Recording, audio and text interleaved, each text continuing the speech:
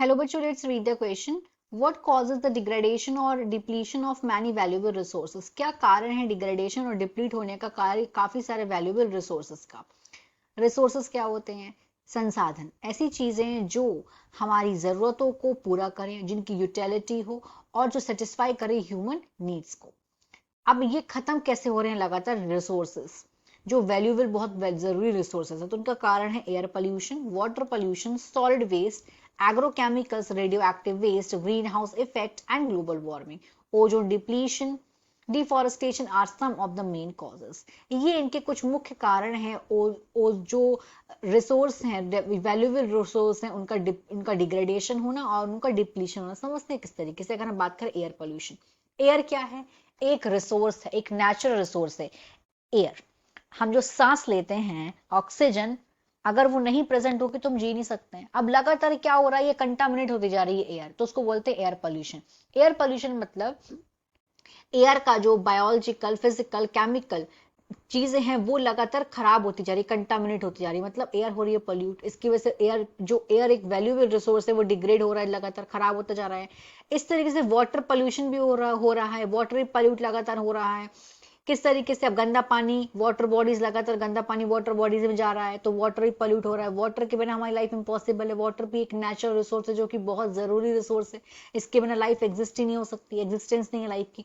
फिर एक important reason है वो वैल्यूएबल रिसोर्स का डिग्रेड होने का, वो ये है सॉलिड वेस्ट। सॉलिड वेस्ट की अगर हम बात करें, जैसे कि प्लास्टिक हो गया, ये सॉलिड वेस्ट है। ये लगातार ये बहुत गंदगी फैलाते हैं साथ में, और उससे जरूरी चीज लगातार सॉलिड वेस्ट दिन दूना रात चौगुना बढ़ता ही जा रहा है।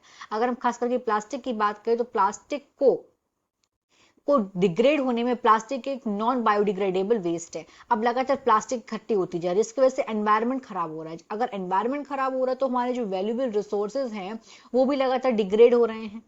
एग्रोकेमिकल्स की वजह से क्या हो रहा है? ये लगातार सॉइल की क्वालिटी को खराब कर रहे हैं। रेडियो एक्टिव वेस्ट भी पॉल्यूशन लगातार कर रहे हैं, रेडियो एक्टिव वेस्ट भी। इस तरीके से ग्रीन हाउस इफेक्ट। अब ग्रीन हाउस इफेक्ट और ग्लोबल वार्मिंग की अगर हम बात करें तो लगातार पॉपुलेशन इंक्रीज हो रही है, और जो फॉरेस्ट है वो लगातार उनको काटा जा रहा है, पेड़ों को काटा जा रहा है, जिसकी वजह से CO2 की जो लेवल है वो इंक्रीज हो जा रहा है एनवायरमेंट में।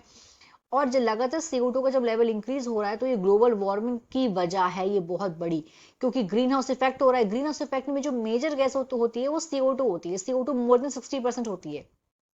लगातार CO2 इंक्रीज हो रहा है, इसकी वजह से ग्लोबल वार्मिंग हो रही है, हमारे ग्लेशियर्स पिघल रहे हैं। ओजोन भी लगातार डिप्लीट हो रही है। ओजोन किस तरीके से डिप्लीट हो रही है? अब ओजोन डिप्लीट हो रही है क्योंकि लगातार CO2 इंक्रीज हो रहा है। लगातार CO2 इंक्रीज हो रहा है, इस तरीके से ओजोन की जो लेयर है वो लगातार डिप्लीट हो रही है। ओजोन के डिप्लीट होने की वजह से क्या हो रहा है? जो हार्मफुल UV रेज है वो अर्थ के अंदर एंटर होती जा रही हैं। अब जब अर्थ के अंदर हार्मफुल रेडिएशन एंटर होती जाएंगी तो वैल्यूएबल रिसोर्सेज वो जाहिर सी बातें खराब होंगे। डिफॉरेस्टेशन, वही पेड़ की कटाई, डिफॉरेस्टेशन, ये कुछ मेन रीजंस हैं वैल्यूएबल रिसोर्स के डिप्लीट होने का। Hope you understood it well. All the best.